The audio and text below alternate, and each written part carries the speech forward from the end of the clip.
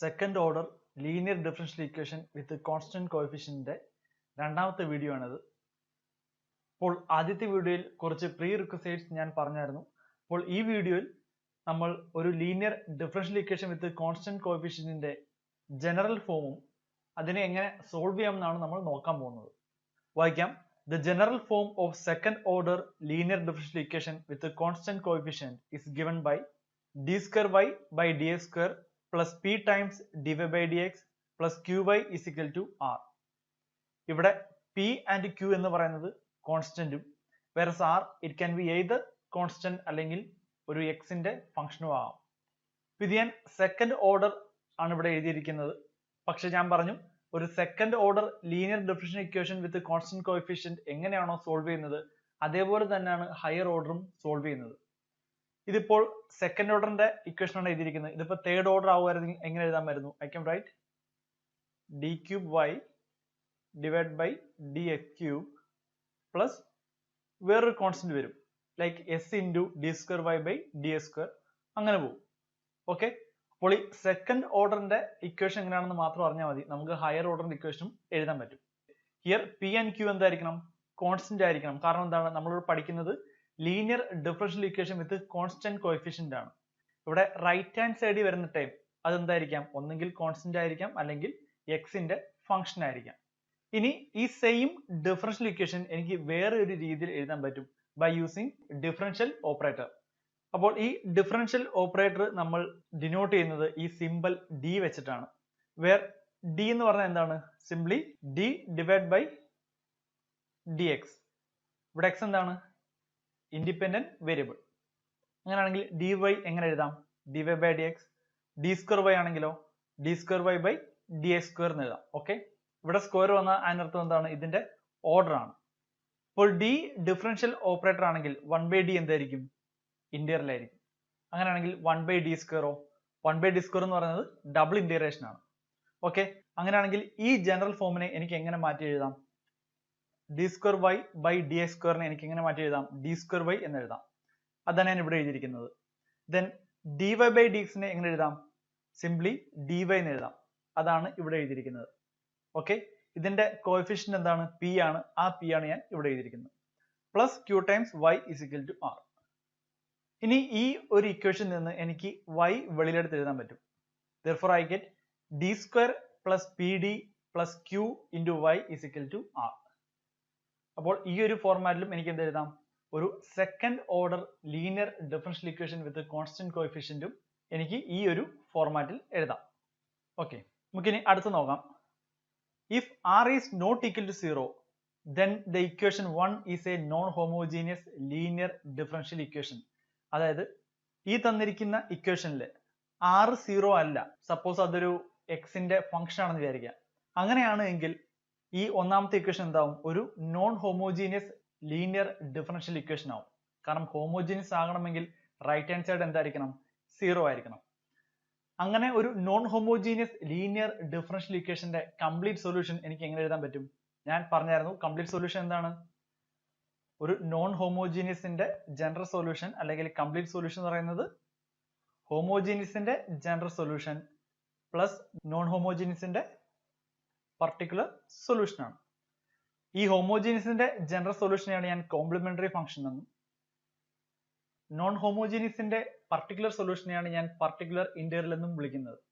Okay, അപ്പോൾ നമ്മുടെ general solution എങ്ങനെ എഴുതാം? നമ്മളൊരു ജനറൽ സൊല്യൂഷൻ എഴുതുമ്പോൾ ഒരു ഇക്വേഷൻ ആയിട്ട് എഴുതണം. അപ്പോൾ C F plus P I എന്ന് എഴുതിയാൽ പോരാ, കാരണം ഒരു ഇക്വേഷൻ ആകണമെങ്കിൽ നമ്മൾ എന്തെങ്കിലുമായിട്ട് ഇക്വേറ്റ് ചെയ്യണം. അപ്പോൾ ഇവിടെ നോക്കാം, നമ്മുടെ ഇക്വേഷനകത്ത് D square Y by D X square, ഇവിടെ നമ്മുടെ അൺനോൺ ഫംഗ്ഷൻ എന്താണ്? y ആണ്. therefore I can write y is equal to cf plus pi. കാരണം നമ്മുടെ സൊല്യൂഷൻ എന്ന് പറഞ്ഞാൽ എന്താണ്? അൺനോൺ ഫംഗ്ഷനെ കണ്ടുപിടിക്കുക എന്നുള്ളതാണ്. therefore y is equal to cf plus pi ആണ് നമ്മുടെ non homogeneous linear differential equation. NHLD എന്ന് ഉദ്ദേശിക്കുന്നത് non homogeneous linear differential equation ആണ്. അപ്പോൾ അതിന്റെ സൊല്യൂഷൻ ഒരു ഇക്വേഷൻ ആയിട്ട് എങ്ങനെ എഴുതാം? y is equal to cf plus pi. അടുത്ത വായിച്ചു നോക്കാം. if r is equal to 0, if r is equal to 0 ആയി കഴിഞ്ഞാൽ എന്ത് പറ്റും? റൈറ്റ് ഹാൻഡ് സൈഡ് 0 ആവും. നമ്മുടെ ഇക്വേഷന്റെ, നമ്മുടെ സെക്കൻഡ് ഓർഡർ ഇക്വേഷന്റെ റൈറ്റ് ഹാൻഡ് സൈഡ് 0 ആയി. ലെഫ്റ്റ് ഹാൻഡ് സൈഡിൽ അൺനോൺ ഫംഗ്ഷന്റെ ടേംസ് മാത്രമേ ഉള്ളൂ. therefore ആ ഇക്വേഷൻ എന്തായി മാറി? ഹോമോജീനിയസ് ഇക്വേഷൻ ആയിട്ട് മാറും. That is if r is equal to 0 then equation 1 becomes homogeneous. അങ്ങനെയാണെങ്കിൽ ആ ഹോമോജീനിയസിന്റെ സൊല്യൂഷൻ എന്താണ്? ഒരു സെക്കൻഡ് ഓർഡർ ഹോമോജീനിയസ് ഡിഫറൻഷ്യൽ ഇക്വേഷന്റെ സൊല്യൂഷനെയാണ് നമ്മൾ കോംപ്ലിമെന്ററി ഫംഗ്ഷൻ എന്ന് വിളിക്കുന്നത്. പക്ഷെ നമ്മൾ സൊല്യൂഷൻ എഴുതുമ്പോൾ എന്തായിട്ട് എഴുതണം? ഒരു ഇക്വേഷൻ ആയിട്ട് എഴുതണം. therefore I can write y is equal to cf. Okay, നമ്മുടെ കംപ്ലീറ്റ് സൊല്യൂഷൻ അല്ലെങ്കിൽ ജനറൽ സൊല്യൂഷൻ എന്ന് പറയുന്നത് എന്താണ്? y is equal to cf ആണ്. അപ്പോൾ ഇതിൽ നിന്നും ഒരു കാര്യം വ്യക്തമാണ്, നമ്മൾക്ക് തന്നിരിക്കുന്ന ചോദ്യം അത് non homogeneous linear differential equation ആണെങ്കിലും തന്നിരിക്കുന്നത് ഹോമോജീനിയസ് ലീനിയർ ഡിഫറൻഷ്യൽ ഇക്വേഷൻ ആണെങ്കിലും നമുക്ക് എന്ത് കണ്ടുപിടിക്കണം? cf, അതായത് കോംപ്ലിമെന്ററി ഫംഗ്ഷൻ നമുക്ക് കണ്ടുപിടിക്കണം. അപ്പോൾ നമുക്ക് എങ്ങനെ ആ കോംപ്ലിമെന്ററി ഫംഗ്ഷൻ കണ്ടുപിടിക്കാമെന്ന് നോക്കാം. അതിനൊരു പ്രൊസീജിയർ ഉണ്ട്. That is procedure to find cf. 3 step ഉണ്ട്. നമുക്ക് ആദ്യത്തെ സ്റ്റെപ്പ് വായിച്ചു നോക്കാം. ഫൈൻഡ് ദ ഓക്സിലറി അല്ലെങ്കിൽ ക്യാരക്ടറിസ്റ്റിക് ഇക്വേഷൻ. ആദ്യം തന്നെ നമ്മൾ ചെയ്യേണ്ടത് എന്താണ്? തന്നിരിക്കുന്ന ഡിഫറൻഷ്യൽ ഇക്വേഷന്റെ ഓക്സിലറി അല്ലെങ്കിൽ ക്യാരക്ടറിസ്റ്റിക് ഇക്വേഷൻ കണ്ടുപിടിക്കുക എന്നുള്ളതാണ്. അപ്പോൾ ആദ്യം എന്താണ് ഓക്സിലറി ഇക്വേഷൻ എന്ന് മനസ്സിലാക്കണം. നമുക്ക് വായിച്ചു നോക്കാം. See, auxiliary equation. An equation with one variable and equated to 0, which is derived from a given linear differential equation and in which the coefficient and power of the variable in each term correspond to the coefficient and order of a derivative in the original equation. ഇതെന്താന്ന് പറഞ്ഞുതരാം. അപ്പോൾ ആദ്യം മനസ്സിലാക്കേണ്ടത് ഒരു auxiliary equation എന്ന് പറഞ്ഞു കഴിഞ്ഞാൽ ആ ഇക്വേഷനകത്ത് ഒരു വേരിയബിളെ കാണാവൂ and that equation has to be equated to 0. An equation with one variable and equated to 0. ആ ഇക്വേഷനകത്ത് ഒരു വേരിയബിളെ കാണാവൂ, അത് നമ്മൾ 0 ലേക്ക് ഇക്വേറ്റ് ചെയ്യണം. That means left hand side full എന്തായിരിക്കണം? ആ സിംഗിൾ വേരിയബിളിന്റെ ടേംസ് ആയിരിക്കണം. റൈറ്റ് ഹാൻഡ് സൈഡ് 0 ആയിരിക്കണം. അപ്പോൾ എങ്ങനെയാണ് നമുക്ക് ഈ ഓക്സിലറി ഇക്വേഷൻ കിട്ടുന്നത്? ലീനിയർ ഡിഫറൻഷ്യൽ ഇക്വേഷനിൽ നിന്നുമാണ്. ലീനിയർ ഡിഫറൻഷ്യൽ ഇക്വേഷനിൽ നിന്നുമാണ്. നമുക്ക് നോക്കാം. Suppose we have A linear differential equation. ഒരു ലീനിയർ ഡിഫറൻഷ്യൽ ഇക്വേഷൻ ആയതുകൊണ്ട് തന്നെ അതിൽ എന്ത് കാണും? ഡെറിവേറ്റീവ് കാണും. For example d/dx. ഇതിന് നമ്മൾ എന്തായിട്ട് മാറ്റി എഴുതണം? ഓക്സിലറി ഇക്വേഷൻ ആകുമ്പോൾ നമ്മൾ ഇതിനെ എന്തായിട്ട് മാറ്റി എഴുതണം? d ആയിട്ട് മാറ്റി എഴുതണം. d എന്താണ്? Differential operator. അപ്പൊ ഞാൻ പറഞ്ഞു ഈ ഓക്സിലറി ഇക്വേഷൻ എവിടെ നിന്നാണ് ഡെറിവ് ചെയ്യുന്നത്? We are deriving it from linear differential equation. അപ്പൊ അതാണ് ഇവിടെ കാണിക്കുന്നത്. ലീനിയർ ഡിഫറൻഷ്യൽ ഇക്വേഷൻ നിന്നും എങ്ങനെയാണ് ഓക്സിലറി ഇക്വേഷൻ നമ്മൾ ഡെറിവ് ചെയ്യുന്നത്? അപ്പോൾ ലീനിയർ ഡിഫറൻഷ്യൽ ഇക്വേഷനകത്ത് d/dx ഉണ്ടെങ്കിൽ അതിനെ എന്തായിട്ട് മാറ്റുക? d ആയിട്ട് മാറ്റുക. സപ്പോസ് d²/dx² എന്നാണെങ്കിലോ അതിനെ നമ്മൾ d² ആയിട്ട് മാറ്റുക. ഇനി ഈ ഡെറിവേറ്റീവിന്റെ കൂടെ എന്തെങ്കിലും കോഎഫിഷ്യന്റ് വരുവാണെങ്കിൽ ആ കോഎഫിഷ്യന്റ് എവിടെ കൊടുക്കുക? ഈ d ന്റെ കൂടെ കൊടുക്കുക. അതേ കോഎഫിഷ്യന്റ് കൊടുക്കുക. ഇനി ഈ d/dx ഇതിന്റെ ഓർഡർ എത്രയാണ്? ഓർഡർ 1 ആണ്. അങ്ങനെയാണെങ്കിൽ ഈ ഓക്സിലറി ഇക്വേഷനിൽ വരുന്ന വേരിയബിൾ d ഇതിന്റെ പവർ എന്തായിരിക്കും? 1 ആയിരിക്കും. അടുത്ത നോക്കാം. d²/ds². ഇതിന്റെ ഓർഡർ 2 ആയതുകൊണ്ട് ഓക്സിലറി ഇക്വേഷനിൽ ആ വേരിയബിൾ ആ d ന്റെ പവർ എന്തായിരിക്കണം? 2 ആയിരിക്കണം. ഓക്കെ, അപ്പോൾ ലീനിയർ ഡിഫറൻഷ്യൽ ഇക്വേഷനകത്ത് ഓർഡർ ആയിട്ട് വരുന്നത് ഓക്സിലറി ഇക്വേഷനിൽ പവർ ആയിട്ട് വരുന്നു. ലീനിയർ ഡിഫറൻഷ്യൽ ഇക്വേഷനായിട്ട് കോഎഫിഷ്യന്റ് ആയിട്ട് വരുന്നത് ഒരു ഓക്സിലറി ഇക്വേഷനിലേക്ക് എന്തായിട്ട് വരുന്നു? കോഎഫിഷ്യന്റ് ആയിട്ട് തന്നെ വരുന്നു. അപ്പോൾ ഈ ഒരു മാറ്റം മാത്രമേ ഉള്ളൂ. അപ്പോൾ എന്തിനാണ് നമ്മൾ ഈ പറയുന്ന ലീനിയർ ഡിഫറൻഷ്യൽ ഇക്വേഷനെ ഓക്സിലറി ഇക്വേഷൻ ആയിട്ട് മാറ്റുന്നത്? For example d²y/dx² plus 2 times dy/dx plus y equal to 0. then you can എഴുതാം. I can write d² plus 2d plus 1 y equal to 0, or simply put d² plus 2d plus 1 is equal to 0. അപ്പോൾ ഇത് ഒരു linear differential equation ആയിരുന്നു. ഇത് നമ്മൾ എന്തായിട്ട് മാറ്റി? Auxiliary equation ആയിട്ട് മാറ്റി. അപ്പോൾ ആ ഒരു ചേഞ്ച് മനസ്സിലാക്കുക. ഇവിടെ തന്നിരിക്കുന്നത് ഒരു ഡിഫറൻഷ്യൽ ഇക്വേഷൻ ആണെങ്കിൽ ഈ കിട്ടിയത് എന്താണ്? ഒരു സിമ്പിൾ ആൽജിബ്രായിക് ഇക്വേഷൻ ആണ്. By using the simple algebraic equation, ഈ തന്നിരിക്കുന്ന ആൽജിബ്രായിക് ഇക്വേഷനിൽ നിന്ന് നമുക്ക് എന്ത് കിട്ടും? വളരെ എളുപ്പത്തിൽ ഇതിന്റെ റൂട്ട്സ് കണ്ടുപിടിക്കാൻ പറ്റും. ഫൈൻ. അതേസമയം ലീനിയർ ഡിഫറൻഷ്യൽ ഇക്വേഷനിൽ നിന്ന് റൂട്ട് കണ്ടുപിടിക്കാൻ പാടാണ്. നമ്മൾ അതിനെ എന്ത് ചെയ്യുന്നു? ആദ്യം ഒരു ഓക്സിലറി ഇക്വേഷൻ അല്ലെങ്കിൽ ആദ്യം ഒരു ആൽജിബ്രായിക് ഇക്വേഷനിലേക്ക് മാറ്റി അതിൽ നിന്നും എന്ത് കണ്ടുപിടിക്കുന്നു? റൂട്ട്സ് കണ്ടുപിടിക്കുന്നു. അപ്പൊ ഇതിനു വേണ്ടിയിട്ടാണ് നമ്മൾ എന്ത് ഉപയോഗിക്കുന്നത്? ഓക്സിലറി ഇക്വേഷൻ ഉപയോഗിക്കുന്നത്, റൂട്ട്സ് കണ്ടുപിടിക്കാൻ അല്ലെങ്കിൽ ഒരു ആൽജിബ്രൈക് ഇക്വേഷനിലേക്ക് മാറ്റാൻ വേണ്ടിയിട്ട്. അപ്പോൾ എന്തിനാണ് നമ്മൾ ഒരു ഡിഫറൻഷ്യൽ ഇക്വേഷന്റെ റൂട്ട് കണ്ടുപിടിക്കുന്നത്? കാരണം ആ റൂട്ട് ഉപയോഗിച്ചിട്ടാണ് നമ്മൾ കോംപ്ലിമെന്ററി ഫംഗ്ഷൻ കണ്ടുപിടിക്കുന്നത്. അതെങ്ങനെയാണെന്ന് നമുക്ക് നോക്കാം. ദാറ്റ് ഈസ്, ഇവിടെ ആദ്യത്തെ സ്റ്റെപ്പ് എന്തായിരുന്നു? ഫൈൻഡ് ദ ഓക്സിലറി അല്ലെങ്കിൽ ക്യാരക്ടറിസ്റ്റിക് ഇക്വേഷൻ.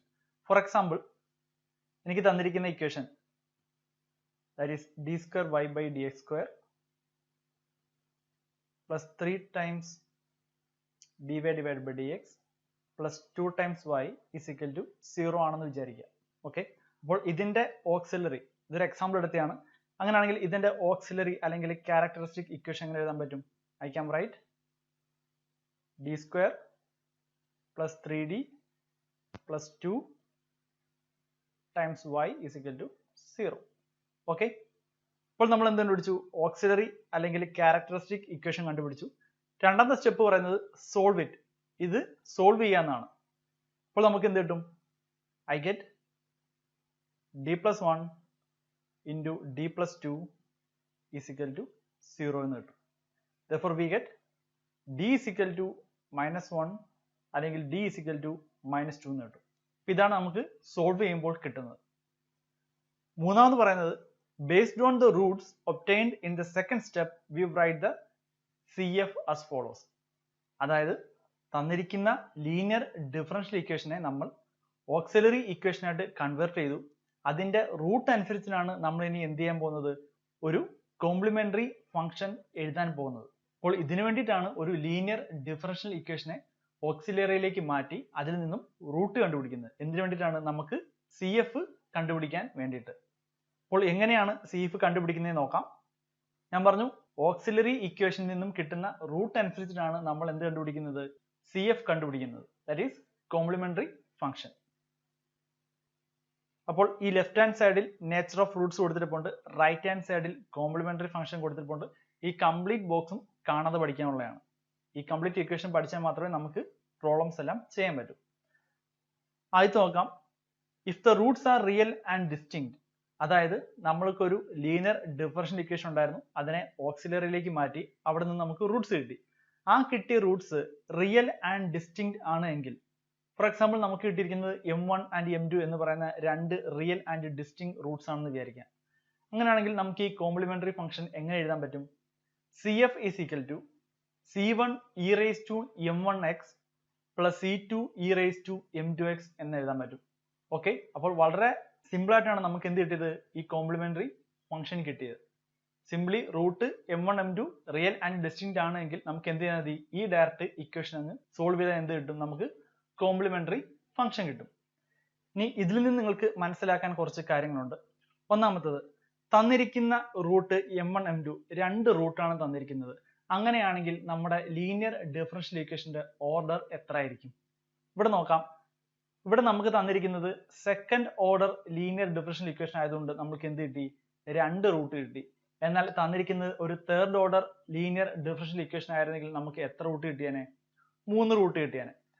അതിനർത്ഥം nth order linear homogeneous differential equation ആണെങ്കിൽ എത്ര റൂട്ട് കിട്ടും? n റൂട്ട്സ് കിട്ടും. ഓക്കെ, അപ്പോൾ ഇവിടെ രണ്ട് റൂട്ട് ഉണ്ട്, അതുകൊണ്ടാണ് നമുക്ക് C1 e raised to m1x plus C2 e raised to m2x വന്നത്. m3 എന്നൊരു റൂട്ട് ഉണ്ടായിരുന്നെങ്കിൽ നമുക്ക് എന്നും കൂടെ വന്നേനെ ഇവിടെ C3 e raised to m3x എന്നൊരു റൂട്ടും കൂടെ നമ്മുടെ കോംപ്ലിമെന്ററി ഫംഗ്ഷനിൽ വന്നേനെ. ഇനി നിങ്ങൾ മനസ്സിലാക്കേണ്ട കാര്യം, കോംപ്ലിമെന്ററി ഫംഗ്ഷൻ എന്ന് പറഞ്ഞാൽ എന്താണ്? ഹോമോജീനിയസ് ഫംഗ്ഷന്റെ ജനറൽ സൊല്യൂഷൻ. ഇപ്പൊ നമ്മൾ കഴിഞ്ഞ വീഡിയോയിൽ പഠിച്ചതാണ് YH is equal to C1y1 plus C2y2 ആണ് എന്ത്?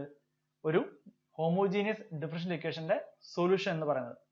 ഇപ്പൊ ഇവിടെ e raised to m1x നെ ഞാൻ y1 ആയിട്ട് എടുക്കുകയും e raised to m2x നെ y2 ആയിട്ട് എടുത്താൽ നമുക്ക് എന്ത് കിട്ടും?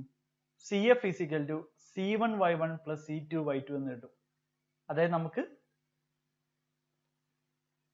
ഈ ഒരു ഇക്വേഷൻ കിട്ടും. YH is equal to C1y1 plus C2y2 എന്ന ഇക്വേഷൻ കിട്ടും. പക്ഷെ എപ്പോഴാണ് C1y1 plus C2y2 ഒരു ലീനിയർ ഹോമോജീനിയസ് ഡിഫറൻഷ്യൽ ഇക്വേഷന്റെ സൊല്യൂഷൻ ആകുന്നത്?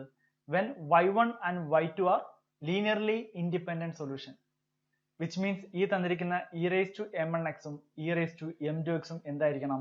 രണ്ടും ലീനിയർലി ഇൻഡിപെൻഡന്റ് സൊല്യൂഷൻ ആയിരിക്കണം. which means e raised to mnx and e raised to m2x are linearly independent solutions. ഇനി രണ്ട് സംശയങ്ങൾ ഉണ്ടാവും. ഒരു ലീനിയർ ഡിഫറൻഷ്യൽ ഇക്വേഷൻ തന്നു കഴിഞ്ഞാൽ എത്ര ലീനിയർലി ഇൻഡിപെൻഡന്റ് സൊല്യൂഷൻ ഉണ്ടാവും? അപ്പോൾ ഇവിടെ രണ്ട് റൂട്ട് വന്നു, m1 ആൻഡ് m2. അപ്പോൾ ഇവിടെ എത്ര വന്നു? രണ്ട് ലീനിയർലി ഇൻഡിപെൻഡന്റ് സൊല്യൂഷൻ വന്നു. സോ എന്തിനെയാണ് ഈ ലീനിയർലി ഇൻഡിപെൻഡന്റ് സൊല്യൂഷൻ ഡിപെൻഡ് ചെയ്യുന്നത്?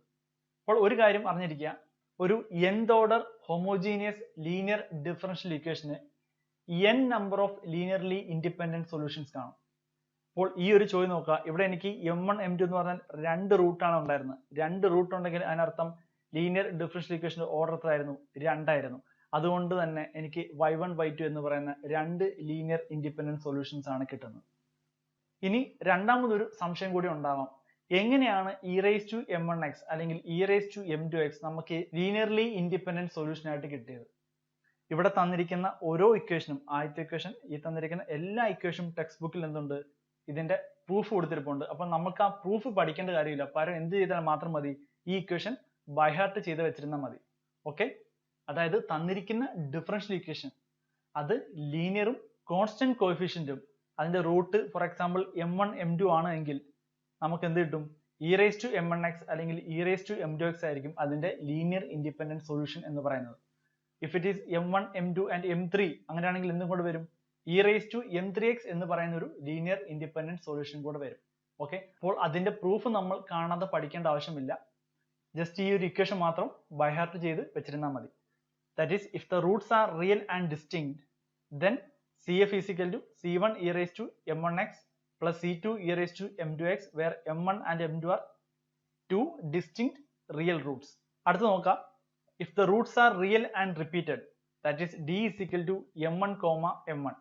എക്സാമ്പിൾ ആണെങ്കിൽ ഇവിടെ നമുക്ക് d is equal to 1 and 1 എന്ന് കിട്ടുകയാണെങ്കിൽ, അങ്ങനെ റിപ്പീറ്റഡ് ആയിട്ട് നമുക്ക് റിയൽ റൂട്ട്സ് കിട്ടുകയാണെങ്കിൽ കോംപ്ലിമെന്ററി ഫംഗ്ഷൻ എങ്ങനെ എഴുതാം? C1 e raised to m1x plus C2 into x into e raised to m1x.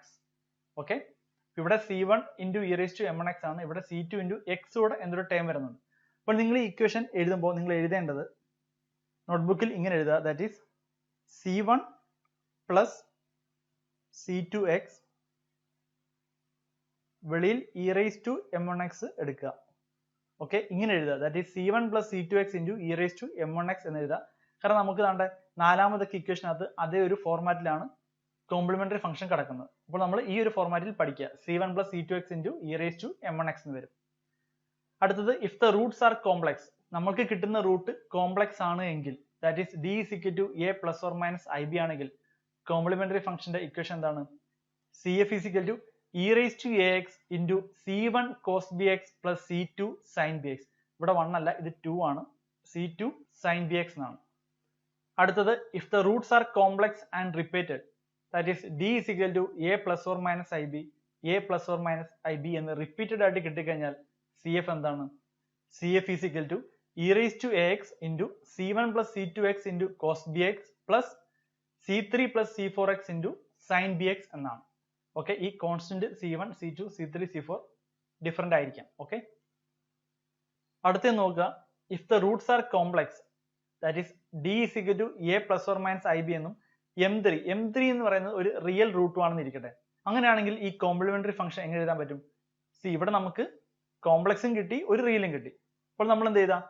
CF is equal to e raised to ax into C1 cos bx plus C2 sin bx plus C3 e raised to m3x. That is ഇതിന്റെ എല്ലാം എന്ത് എഴുതുക? Summation ആയിട്ട് എഴുതുക. കാരണം ഇതൊക്കെ എന്താണ്? Linear combination ആണ്. ഇവിടെ നമ്മൾ C1 y1 plus C2 y2 എഴുതി. എന്താണ് C1 y1 plus C2 y2 എന്ന് പറഞ്ഞാൽ y1 ന്റെയും y2 ന്റെയും ലീനിയർ കോമ്പിനേഷൻ ആണ്. അപ്പോൾ ഇങ്ങനെ റൂട്ട് കിട്ടുകയാണെങ്കിൽ നമ്മൾ എന്താണ് ചെയ്യേണ്ടത്? ലീനിയർ കോമ്പിനേഷൻ ആയിട്ട് എഴുതുക. ഓക്കെ, ഇനി ഒന്ന് രണ്ട് എക്സാമ്പിൾ എടുത്ത് നോക്കാം.